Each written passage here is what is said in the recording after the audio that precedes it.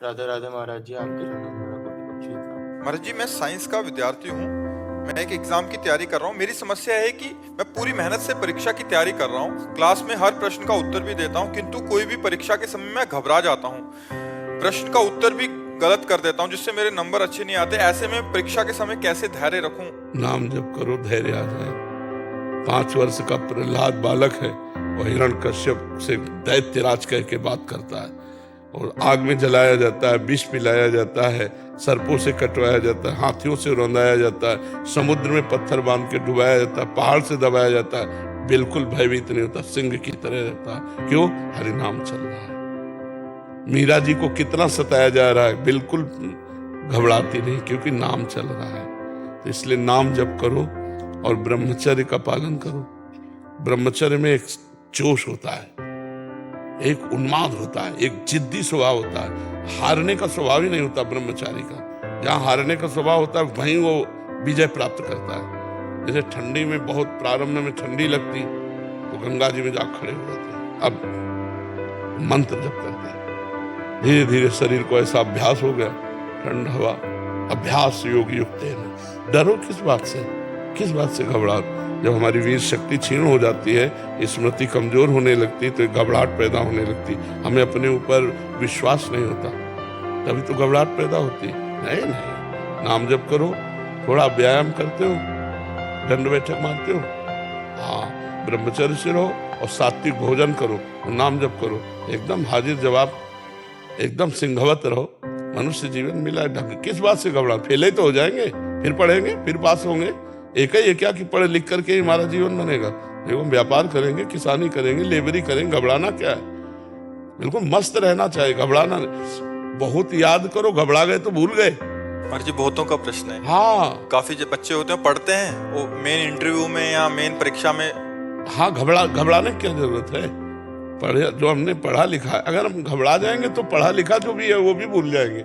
इसे घबराने और इससे रोकने के लिए नाम जप की जरूरत है, ब्रह्मचर्य की जरूरत है, सात्विक आहार की जरूरत है और अपने को स्वभाव को बदलने की जरूरत है। लूज स्वभाव नहीं रखना है, एकदम कट्टरता से उत्तर देना, जितना आता है उतना उत्तर दिया, फेल हो गए, कोई बात नहीं, आगे फिर पढ़ेंगे। महाराज जी, उसमें 2 कारण बच्चे बताते हैं। वो कहते हैं कि एक तो 1 साल पूरी परीक्षा के लिए तैयारी की, दूसरा माता पिता का 1 साल पैसे लगे और फिर फेल हो गए, और समाज का और माता पिता का। कुछ नहीं सोचना चाहिए, कुछ नहीं सोचना चाहिए। समाज क्या समझे? प्रेशर तो दिमाग में हमारे पड़ रहा है, समाज से क्या? पहले फ्री हो जाओ, एकदम मस्त, फेल होंगे या पास मुझे कोई चिंता नहीं, पहले ऐसे फ्री हो और फिर जाकर के करो तो पास हो जाओगे। पहले कहीं फेल ना हो जाओ, फेल ना हो जाओ, फेल कैसे हो जाएंगे? हमने पढ़ाई पढ़ी तो दंड बैठक मारो, सात्विक भोजन करो, ब्रह्मचर्य का पालन करो, नाम जप करो, सब कुछ ठीक हो जाएगा, बिल्कुल घबराहट खत्म हो जाएगी। महाराज जी, ऐसे में आगे चल के फिर वो गलत भावना आ जाती है। हाँ, अब जैसे माता पिता डांट रहे हैं और मित्रजन उपहास कर रहे हैं और उसका डरपोक स्वभाव, तो लगता है अब सब कर लो, ये ठीक है। बच्चे इसी में पहुंच जाते हैं फिर कि अब यार कैसे दोस्तों के बीच में मुंह दिखाएं, वो कह रहे हैं कि लो हम पास हो गए, तुम फेल हो गए।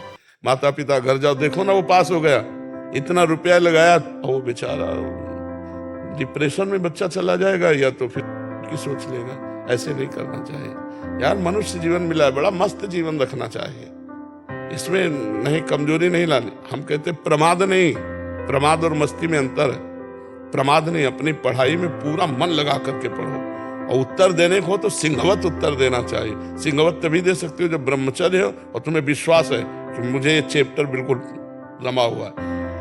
कभी कभी दीवार से उत्तर देना चाहिए, अपने आप से प्रश्न करे कि मानो ये प्रश्न होगा तो उसका उत्तर खुद देना चाहिए। दीवार को मान ले टीचर और उसका उत्तर दे, अभ्यास पुष्ट कर रखे ना।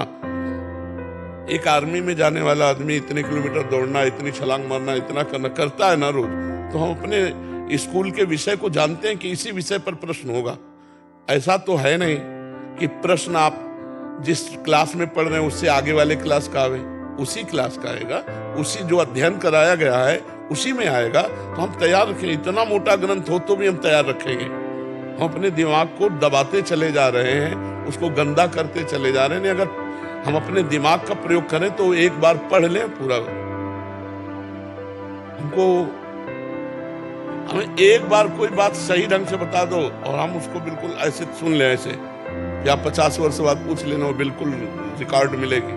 बहुत बड़ा पावर है।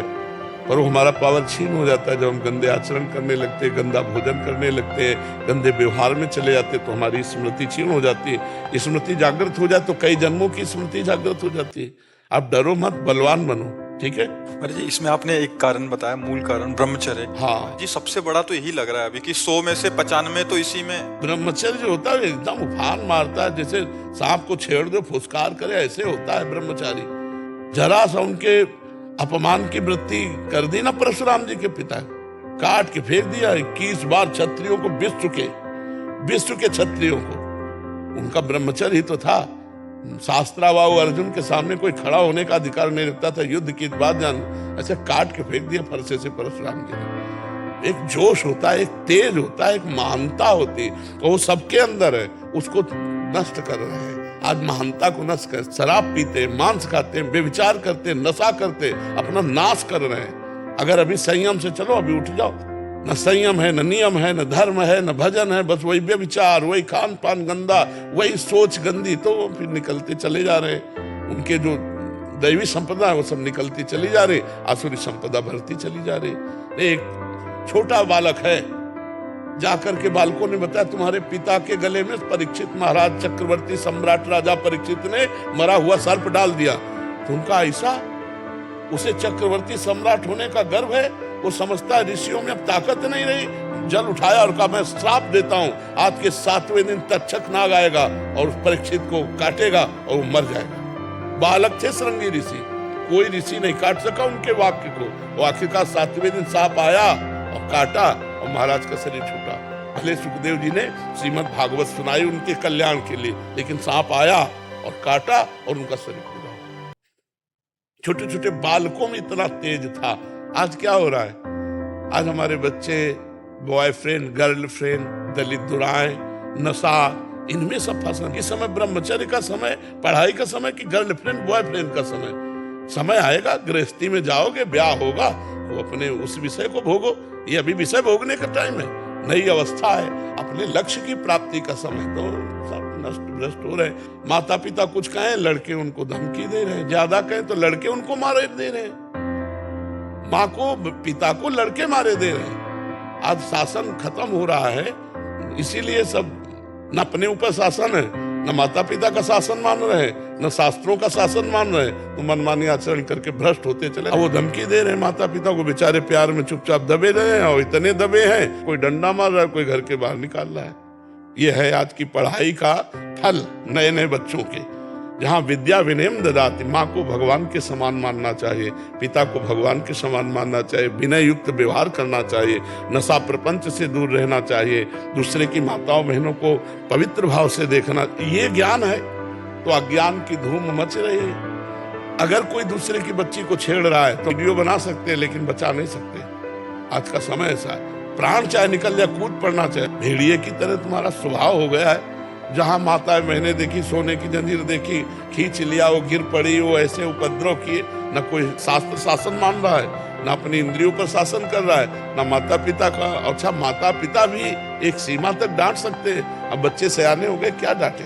तो हमें खुद संभलना होगा, हमें खुद अपने मन और इंद्रियों पर शासन करना होगा। तो आप लोग जैसे नए बच्चे हो, अच्छे आचरण वाले बनो। डरने की जरूरत नहीं है, गंदे कामों से डरो, बुरे आचरणों से डरो, अच्छे आचरण वाले बनो। मर्जी एक और बात आपके संज्ञान में, मर्जी 10वीं 12वीं तक तो बच्चे माता पिता के शासन में रहते हैं, घर में रहते हैं। उसके बाद किसी कंपटीशन की तैयारी के लिए या इंजीनियरिंग या किसी भी आगे ग्रेजुएशन के लिए बाहर चले जाते हैं। वहां जाके उनका जो कुसंग होता है महाराज जी, ज्यादातर वहां सिगरेट पीना सीख जाते हैं, वहां नशा करना सीख जाते हैं, वहां ऐसे बच्चों का संग होता है कि वो बिगड़ते बिगड़ते गर्लफ्रेंड बॉयफ्रेंड और ऐसे वातावरण में चले जाते हैं। फिर उनका पतन महाराज जी हो जाता है। वो मतलब अपने रिलैक्स करने के लिए सिगरेट, दोस्तों के साथ संग, और ऐसा हो जाता है महाराज जी। वहां से उनका बिगड़ना बहुत बड़े स्तर पे, आज 80% 90% वहां से बिगड़ना शुरू होता है महाराज जी। 10वीं 12वीं तक तो फिर भी शासन में रहते हैं, फिर भी उसके बाद ज्यादा इनका। हमको तो ऐसा लगता है कि हमको खुद अपने जीवन को बचाना पड़ेगा। हमें कोई बचा सके ऐसी आशा मत रखो। अगर आप अपने को बचाना चाहोगे तो कहीं भी जाओ, आपको कोई नहीं गिरा सकता। और जब आप गिरना चाहोगे तो कहीं जाओ चाहे ना जाओ, आप अपने आप गिर जाओगे। अपने को मजबूत रखना है, कोई नशा नहीं करना। और ये गर्लफ्रेंड बॉयफ्रेंड वाला जहर वाला भावना तो बहुत बढ़िया रहेगा। अब अभी नए नए बच्चे हैं, पढ़ाई में मन लगाओगे, गर्लफ्रेंड में मन लगाओगे? अरे जब दुल्हन आ जाए तो खूब मन लगाओ, नौकरी करो, तो दुल्हन लड़का बच्चा गृहस्थी में तो सब है ही है, तो थोड़ा 20-25 तक तो थोड़ा अच्छे बन जाओ, इसके बाद गृहस्थी में चले जाना, क्या परेशानी। अब अभी 13-14 के हैं, 18-15 के हैं, गर्लफ्रेंड बोले 2 गर्लफ्रेंड बोले 3 गर्लफ्रेंड। महाराज जी, हमारे ऑस्ट्रेलिया में करीब 50 परिवार है, क्योंकि आप का प्रोग्राम देखते हैं, सबके पास सब कुछ है, बच्चे हैं, बहुत पढ़े लिखे हैं, बहुत अच्छे पदों पे हैं, बिजनेस है, हर चीज है, लेकिन पिछले 2 साल से जो उनके जीवन में परिवर्तन आए, जी सत्संग और एकांतिक देव, जी जी सब जो है मतलब सबका मन करता है कि आए, जी जी। लेकिन सब लोग इतने बिजी हैं अपने काम पे, उन सब ने मेरे को बोला था कि आप अरे बहुत सुंदर, सब मंगलमय, भगवान की सबके ऊपर कृपा है, सब अच्छे आचरण वाले बने, भगवान का नाम जप करे, सकल भूमि गोपाल की है, सब भगवान की ही है, चाहे जिस राष्ट्र में रहते हो अच्छे से रहो, भगवान का भजन करो।